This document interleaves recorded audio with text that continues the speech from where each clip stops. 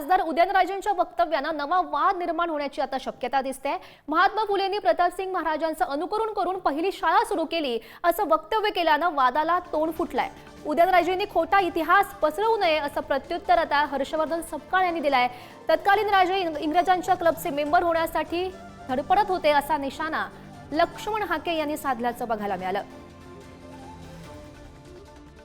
आपले प्रतापसिंह महाराज जे होते त्यांनी त्यांचं महात्मा ज्योतिबा फुलेंनी अनुकरण केलं, कारण की त्यांनी सुद्धा सर्वात प्रथम जर स्त्री शिक्षणाचं जर शाळा कोणी चालू केली असावी तर ती थोरले प्रतापसिंह महाराजांनी केली।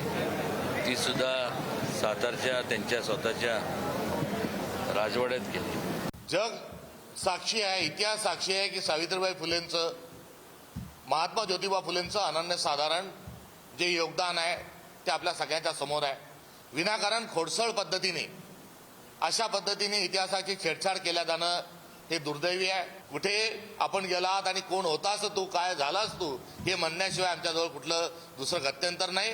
ते सकाळी काय बोलतील आणि संध्याकाळी काय बोलतील याचाही अंदाज आम्हाला येत नाही। तरी आम्ही गादीचे वारस म्हणून आम्ही उदयन महाराजांकडे खूप आदरानं पाहतोय। आता काय संस्थानिकांचा आणि छत्रपतींचा म्हणजे उदयनराजे संभाजीराजे यांचं चालतं का? काय महाराष्ट्राचा काय 7-12 यांच्या नावावर दिला का?